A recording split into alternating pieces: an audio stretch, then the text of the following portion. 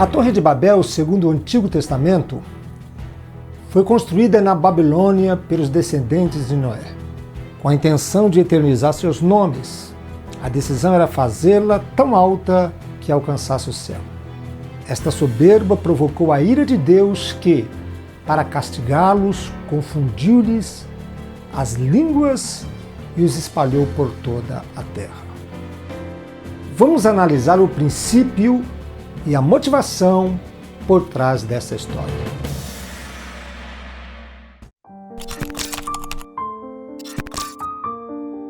Olá, eu sou o pastor Agnaldo Campos. Se você ainda não é inscrito do canal, clique no botão, inscreva-se e ative as notificações, porque estamos sempre postando mensagens de Deus ao teu coração. E além disso, se inscrevendo no canal, você estará sempre me incentivando a te ajudar a conhecer Deus através da palavra. Então desceu o Senhor para ver a cidade e a torre que os filhos dos homens edificavam. E disse: Eis que o povo é um e todos têm uma só língua. E isto é o que começam a fazer. Agora não haverá restrição para tudo o que eles intentarem fazer. Eia, desçamos e confundamos ali a sua linguagem, para que não entenda um a língua do outro. Gênesis 11, versos 5 ao 7. Sutilmente, o crescimento pode ser contaminado e tornar-se até mesmo cancerígeno. Esse foi o terrível drama de Babel, quando se deu a segunda queda da raça humana. Aqui, a unidade se evidencia como um princípio inquestionável que produz crescimento sob qualquer circunstância. A grande questão, porém, são as motivações. O crescimento é inevitável, mas as motivações estabelecem a qualidade e o destino do crescimento. As motivações determinam o caráter e o caráter determina o destino. Um princípio certo pode ser totalmente desbalanceado por uma motivação corrompida. Essa é a maneira pela qual o diabo estrategicamente tira proveito dos princípios divinos. Podemos sintetizar a história de Babel dizendo que é menos pior a divisão do que o crescimento. Sendo assim, é indispensável que saibamos aprender com as nossas divisões a corrigir nossa motivação de crescer. Sem isso, a igreja pode sutilmente deixar de ser um altar a Deus e tornar-se uma torre em homenagem a uma personalidade humana. Muitos ministérios estão vivendo essa fase crítica, esse conflito, no qual é fundamental discernir se o tempo é de insistir numa fórmula de crescimento ou aprender com os golpes das divisões sofridas, para então poder crescer sobre o fundamento certo, que é a glória de Deus. Antes de crescer, antes de Deus nos edificar, Ele vai escavar alicerces, esburacar, sondar, encontrar terreno firme na nossa vida. Ele vai gerar motivações certas e um caráter sólido em nossa personalidade. Essa é uma tarefa árdua e dolorosa, uma trilha de provas e situação na qual nossos valores e princípios serão minuciosamente checados e nossas motivações profundamente corrigidas. Deus só edifica sobre alicerces que Ele fez.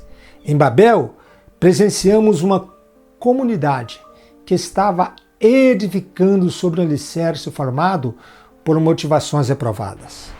A unidade inspirada por motivos errados é, na verdade, uma semente de divisão e confusão.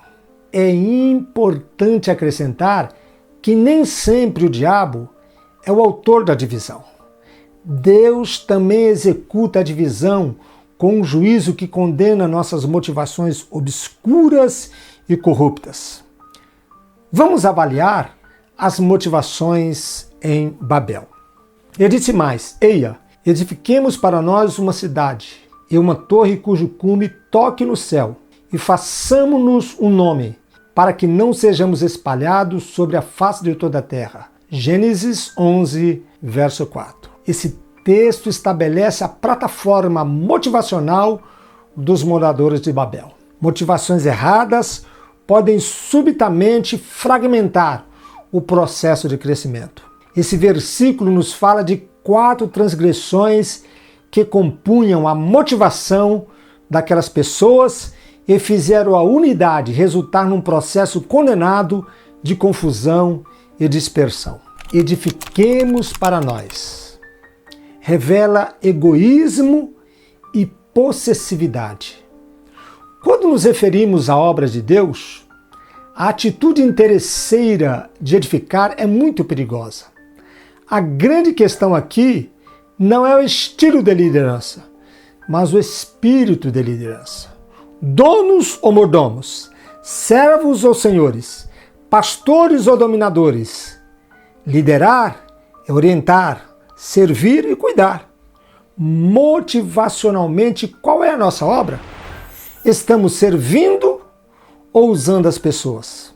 Na carta aos Efésios, Paulo declara que Deus deu à igreja pastores, mestres, e não deu aos pastores a igreja. Pertencemos ao corpo de Cristo, e não o corpo de Cristo nos pertence. Segundo, uma torre cujo tope chegue até os céus. Megalomania. Deus é grande e certamente tem grandes coisas para cada um de nós. Porém, ele nunca começa do muito e do pronto. Uma motivação baseada na mania de grandeza normalmente aloja orgulho e soberba. Essa motivação pode nos levar a atropelar uma série de princípios divinos. Todos se impressionam com coisas grandes e imperiosas. Talvez o maior perigo desse tipo de motivação seja que ela nos induz a nos esquecermos de Deus. Acerca do grande templo em Jerusalém, Jesus disse que não ficaria pedra sobre pedra que não fosse derrubada, porque se esqueceram de Deus e rejeitaram a palavra profética. Estavam tão obstinados com o sucesso alcançado que não discerniram a visitação divina, sob o pretexto de proteger a estrutura religiosa. Assassinaram o Messias, o avivamento em pessoa. Prenderam-se a tantas regras que perderam a essência do relacionamento com Deus. Tornaram-se insensíveis à presença de Deus a tal ponto de não apenas fazer a obra de Deus sem Deus, mas também de fazer a obra de Deus contra Deus. Terceiro, façamos célebres os nossos nomes. Idolatria da reputação. A autoafirmação e amor à fama são tendências perigosas que também revelam uma personalidade desequilibrada pela insegurança. Torre ou altar? Torre é o memorial, é um monumento a si mesmo. Altar é o lugar de entrega total a Deus. Essa é a base da verdadeira adoração. O que estamos construindo para Deus? A Bíblia diz que Saul construiu no Carmelo um monumento em sua própria honra. Sua motivação de fazer do seu reino uma torre o levou à decadência e ao caos. Ele foi duramente reprovado por Deus. Davi também passou por situação semelhante, sendo tentado por Satanás nesse sentido. Ele pecou contra Deus e, enumerando o seu povo, confiando no crescimento e no potencial do seu exército. Transgrediu contra Deus, ignorando que o cavalo prepara-se para o dia da batalha, mas do Senhor vem a vitória. Provérbios 21, verso 31. Mas por fim, Davi arrependeu-se e se submeteu à correção divina. Quarto, para que não sejamos espalhados por toda a terra. O avesso do ide, o fique, possessividade e comodismo.